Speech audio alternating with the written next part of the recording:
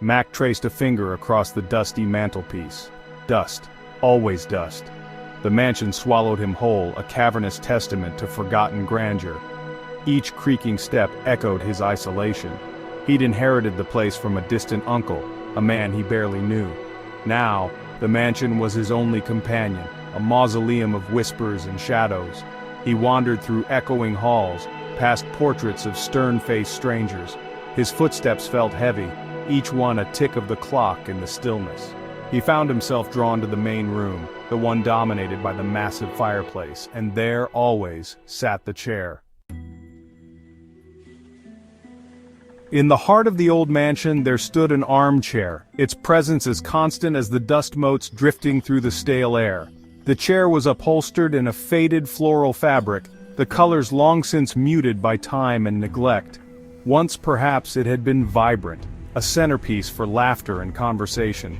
Now, it was a relic, its patterns barely visible in the gloom, the fabric worn thin at the arms where countless hands had rested.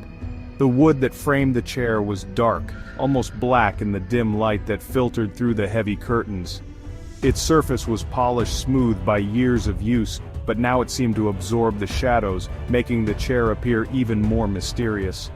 The carved details along the arms and legs hinted at a time when craftsmanship mattered, when every piece of furniture was made to last a lifetime, or perhaps longer. The armchair sat facing the cold, empty hearth, an island in the vastness of the room. The fireplace, once the heart of the home, was now just a gaping mouth of blackened brick offering no warmth or comfort. The chair's placement seemed deliberate, as if it waited for someone to return, to rekindle the fire and fill the silence with life. But the room remained empty, always empty, echoing with the memories of voices long gone. Yet Mac couldn't shake the feeling that the chair was never quite the same. Each time he left the room and returned, something was different. The chair seemed to have shifted, ever so slightly, as if it had moved of its own accord. Sometimes it was just a subtle change, a slight turn of the seat, a new angle facing the window or the door. Other times it was more pronounced, the chair now facing him directly when he was certain he'd left it turned away. The changes were never dramatic, but they were enough to unsettle him. He would pause in the doorway, heart beating a little faster, trying to convince himself that he was mistaken. Perhaps he'd bumped the chair without realizing, or maybe the uneven floorboards had caused it to shift. But deep down, he knew the truth was stranger. The chair seemed to be watching him, waiting for him, its silent vigil unbroken. At first Mac dismissed these thoughts as tricks of the light, the product of his imagination playing on his solitude. He told himself that old houses were full of creaks and groans, that shadows could play strange games with the mind. But as the days passed, the feeling grew stronger. The chair was not just a piece of furniture, it was a watcher in the shadows, and Mac could no longer ignore its quiet, unsettling presence. At first it was just a feeling, a subtle shift in the air, a prickling at the back of his neck as he wandered through the echoing halls of the old mansion. He began to notice other things, small details that seemed to slip through the cracks of ordinary perception, the way the shadows pooled in the corners deeper and darker than they should have been, and the faint scent of dust and age that lingered, as if the house itself was breathing quietly around him. Soft creaks in the silence, as if the chair was adjusting itself, the wood groaning in protest against some invisible weight. The sound would come and go, sometimes so faint he wondered if he'd imagined it, other times so clear it seemed to echo through the empty rooms. It was as if the chair was alive, shifting ever so slightly when no one was watching. The rustle of fabric, though no breeze stirred in the still air. The upholstery would ripple, as if brushed by unseen fingers, the patterns in the fabric catching the dim light and seeming to move of their own accord. He would stand perfectly still, holding his breath, listening for any sign of movement. But the room would fall silent again, the only sound his own heartbeat thudding in his ears.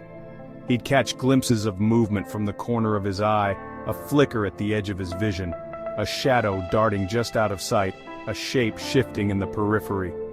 Each time he would turn quickly, hoping to catch whatever it was, but there would be nothing there. Only the stillness, heavy and expectant, as if the house itself was holding its breath. But when he turned to look, there was nothing. The room would be exactly as he'd left it, the chair sitting innocently in the center, the dust motes swirling lazily in the shafts of light. Yet he couldn't shake the feeling that something had just been there, watching him, waiting for him to look away. He started leaving the room with the chair facing a particular way, marking its position on the floor with a piece of tape. It was a small act of defiance, a way to prove to himself that he wasn't imagining things. Each time he left, he would glance back, making sure the chair was exactly where he'd left it, the tape a silent witness to its position. Every time he returned, the tape was undisturbed, yet the chair had moved. Sometimes it was only an inch, sometimes more, but always just enough to be unmistakable. The chair seemed to have a will of its own, shifting quietly when no one was looking, as if it was playing a game with him, a game he didn't understand. His unease grew, a knot of tension in his chest that tightened with every passing day. He found himself glancing over his shoulder, listening for the faintest sound, his nerves stretched thin by the constant sense of being watched. Sleep became elusive, his dreams haunted by the image of the chair moving silently through the darkness, always just out of reach. He was being watched, he was sure of it. But by what? The question echoed in his mind, growing louder with each unexplained movement, each whisper of shifting fabric. The mansion held its secrets close, and he was beginning to realize that some things were never meant to be seen. Mac began spending hours in the main room, his eyes glued to the chair. He tried to catch it moving, to understand the pattern, the reason. He'd sit for hours, the silence broken only by the ticking of the grandfather clock in the corner. The chair remained still, a silent sentinel in the gloom. He brought in cameras, setting them up at different angles, hoping to capture the movement. He left recorders running, filling the silence with his own breathing, waiting for something. Anything. But the chair remained stubbornly still, its presence a constant weight on his mind. The silence of the mansion grew heavier, pregnant with unspoken things. The creaks and groans of the old house seemed louder, more deliberate. He started hearing whispers in the dead of night, soft murmurs that vanished as soon as he focused on them. His sleep, when he managed to find it, was plagued by nightmares. He'd see the chair in his dreams, shrouded in shadow, something unseen shifting within its depths. He'd wake up in a cold sweat, the feeling of being watched lingering long after he opened his eyes. One evening, after another fruitless day of observation, I approached the chair. I reached out a hand, hesitant, and ran my fingers over the cool fabric of the armrest. And then I felt it. The faintest impression of warmth, as if someone had just been sitting there. My blood ran cold. I jerked my hand back as if burned. I'd been alone all day. I was sure of it.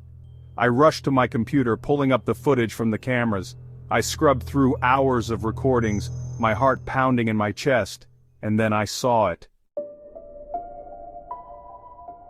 There on the screen was the chair, just as I'd left it. The old creaking wood, the faded velvet cushion, all bathed in the cold, unfeeling glow of the security camera's night vision. It looked so ordinary, so still, as if nothing had ever happened in that room. Yet, as I stared at the footage, a strange sense of anticipation built inside me, as if the chair itself was holding its breath, waiting for something to unfold. And then, for a brief, heart-stopping moment, a figure flickered into existence. It was me, or at least it looked like me, my shape, my clothes, the way I moved. But there was something off, something uncanny about the way the figure materialized, as if it had been pulled from another world and dropped into this one for just a second. The image was grainy, distorted by the low light and the camera's age, but there was no mistaking it. I was watching myself appear out of thin air.